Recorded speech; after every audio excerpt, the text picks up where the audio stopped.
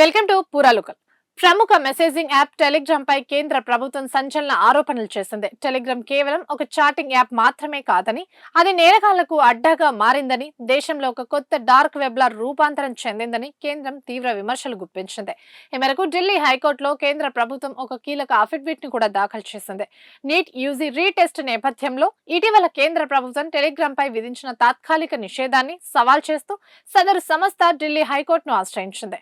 ఈ కేసు విచారణలో భాగంగా కేంద్రం తన అఫిడవిట్ లో టెలిగ్రామ్ దుర్వినియోగం అవుతున్న తీరును కూడా ఎండగట్టింది.